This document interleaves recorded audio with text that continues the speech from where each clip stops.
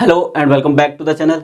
आज के इस लेक्चर में हम बात करने वाले हैं मुद्रा जारी करने के बारे में कि मुद्रा जारी कैसे होती है। आज के इस लेक्चर में हम डिस्कस करेंगे। इससे पहले के लेक्चर अगर आपने नहीं देखे हैं तो वो लेक्चर आप ज़रूर देख लें ताकि ये चीज़ें भी आपको समझ में आ जाए। अब आज का जो लेक्चर है वो स्पेशल डिमांड पे आया है और काफ़ी सारे लोगों के सवाल भी रहते हैं, क्योंकि जब इकोनॉमिक्स पढ़ते हैं तो उनसे ये सवाल ज़रूर पूछा जाता है या होता ही है। सभी के मन में ये डाउट रहता है, खास करके जिन्होंने नहीं पढ़ा है वो तो ये जानना ही चाहते हैं कि जब सरकार के पास मशीनें हैं तो सरकार दिन रात पैसे क्यों नहीं छाप रही है। बहुत सारे लोगों को पता भी है कि क्यों नहीं छाप रही है, उनको तो पता है, पर बहुत सारे लोगों को पता नहीं है कि पैसे क्यों नहीं छापे जा रहे हैं।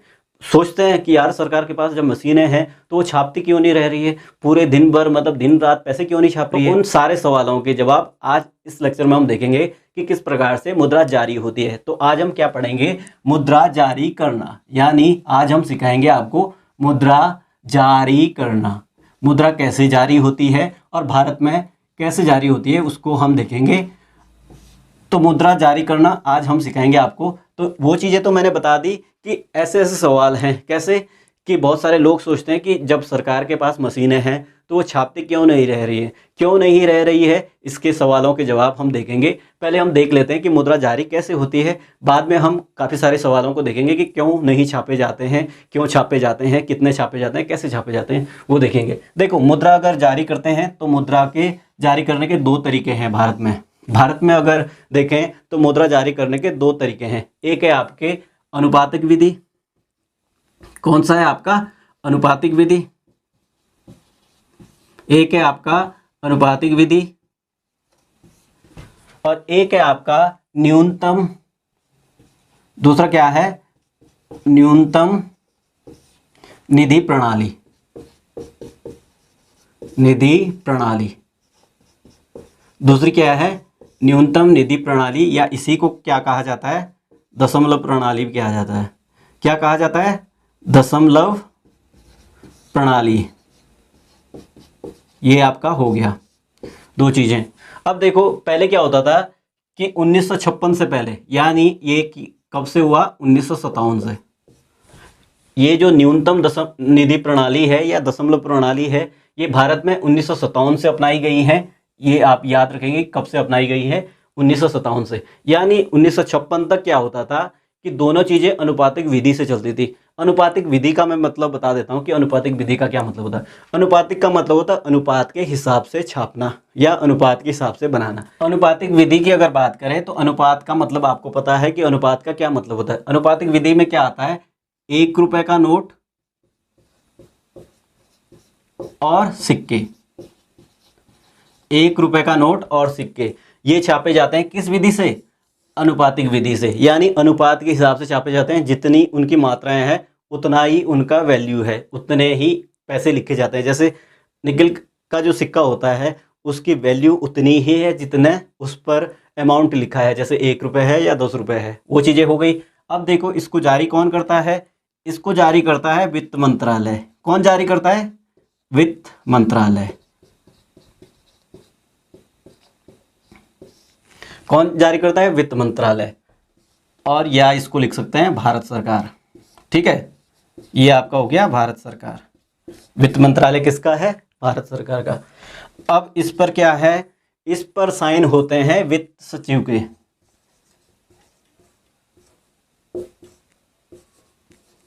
हस्ताक्षर। तो ये आपने देखा कि अनुपातिक विधि क्या है। अनुपातिक विधि है आपका 1 रुपए का नोट और सिक्के जो छापे जाते हैं वो अनुपातिक विधि से छापे जाते हैं। और इसको कौन छापता है? वित्त मंत्रालय, भारत सरकार छापती है। और इस पर क्या है? वित्त सचिव के हस्ताक्षर होते हैं। ये चीज़ें आपकी क्लियर हो गई। अब देखो, न्यूनतम निधि प्रणाली की बात करते हैं।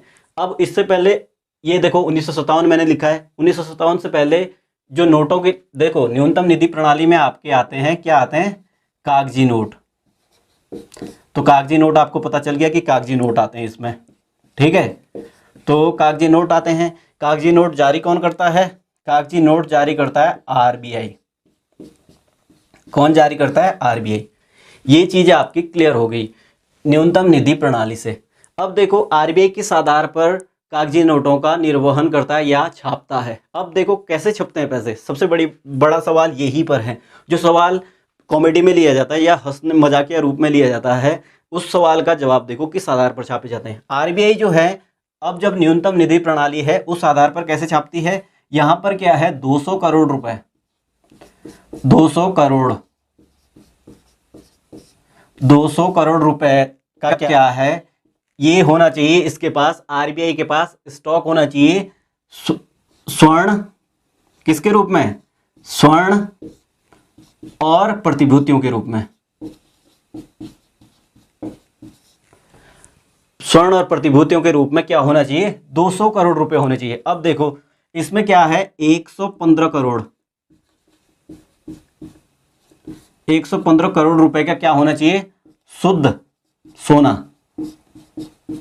शुद्ध सोना होना चाहिए, प्लस 85 करोड़ का क्या होना चाहिए, विदेशी, विदेशी प्रतिभूतियां,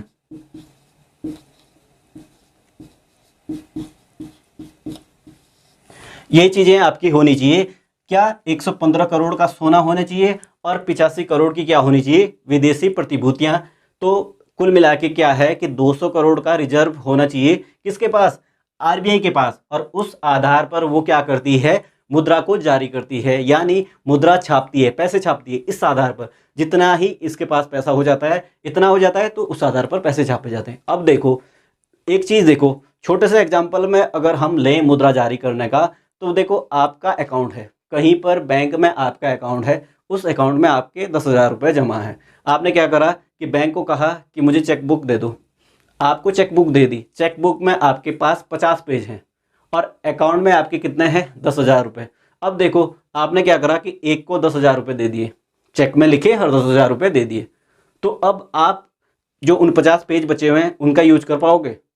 अब ऐसा नहीं है, वो वही चीज़ हो गई ना कि सरकार के पास अगर मशीन है तो वो छापती क्यों नहीं रह रही है, उसकी लिमिट तय होगी ना। लिमिट कहाँ पर तय हो गई है, यहाँ पर इतने छाप दिए तो उसके बाद नहीं छाप पाएगी। वैसे ही क्या है कि जब आपने 10,000 रुपये एक को दे दिए, अब जो 49 आपके पास चेक्स बचे हुए हैं उसका कोई यूज नहीं है। ये समझ आ गया होगा आपको। देखो छोटे से एग्जाम्पल में आपने ये चीज़ें देखी कि आपके 10,000 रुपये जमा थे और आपने क्या करा कि एक को एक चेक लिखा 10,000 का, तो आपके अकाउंट से डिडक्ट हो गए। अब आप कितने भी चेक लिखो उसका कोई मतलब नहीं है, वो बाउंस हो जाएंगे चेक, उसमें अमाउंट है ही नहीं, वो पैसा ही नहीं है क्योंकि आपके अकाउंट में नहीं है।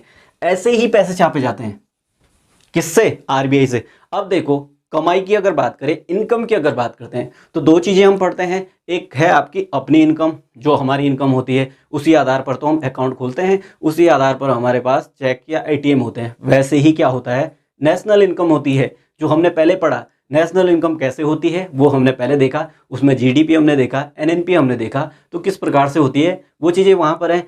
तो उससे क्या है कि सरकार की आय बनी, यानी राष्ट्र की आय बनी, और राष्ट्र की आय में क्या है, ये चीज़ें भी शामिल होती हैं, ये चीज़ें भी तो आती हैं, ये चीज़ें आती हैं। तो इस आधार पर क्या है, एक हिसाब से देखा जाए तो प्रोडक्शन के आधार पर ही क्या होता है, पैसे छापे जाते हैं। आपका अकाउंट में बैलेंस तभी तो बनता है जितना आपका प्रोडक्शन होता है, यानी जितने आप कमाते हो उसी आधार पर तो आपका अकाउंट स्टेबल होता है, या आपके अकाउंट में वो चीज़ जमा राशि होती रहती है।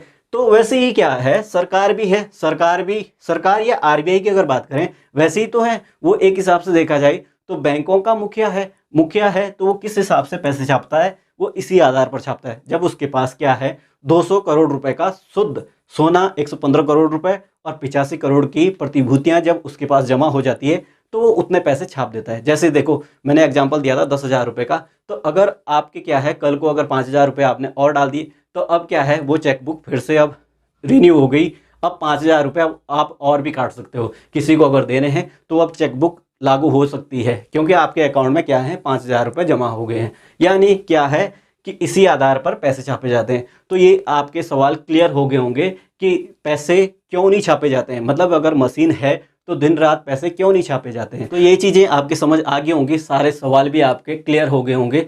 अगर आपके कुछ भी डाउट्स अभी भी रह गए हैं तो आप कमेंट कर सकते हैं, ताकि मैं अगले आने वाले वीडियो में आपको वो चीज़ें बता सकूं। आई होप कि मैंने कोशिश करी है। जो ये चीज़ें हैं, ये काफ़ी लोगों के मन में सवाल रहते हैं कि जब सरकार के पास या आरबीआई के पास मशीनें हैं तो छापती क्यों नहीं रह रही है। इसीलिए नहीं छापे जाते हैं क्योंकि यहाँ पर क्या है कि अगर बहुत सारे पैसे छाप दिए जाएं, बहुत सारे देशों ने ऐसा करा भी है कि बहुत सारे पैसे छाप दिए कि उससे क्या है गरीबी दूर हो जाएगी या डिमांड बढ़ जाएगी, पर असल में वैसा नहीं होता। वहाँ पर क्या है वो देश बर्बाद हो जाता है। कैसे कि वो बहुत ज़्यादा मुद्रा छाप देता है, फिर कोई क्या है प्रोडक्शन करता नहीं है, प्रोडक्शन नहीं करेगा, कुछ भी अगर उत्पादन नहीं होगा।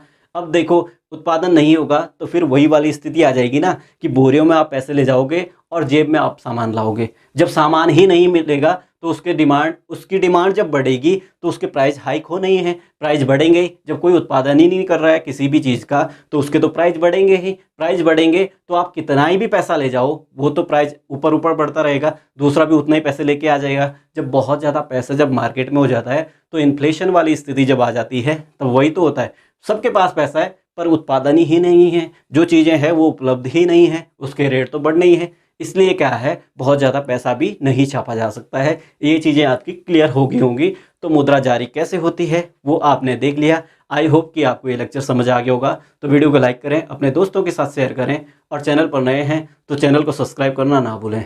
धन्यवाद।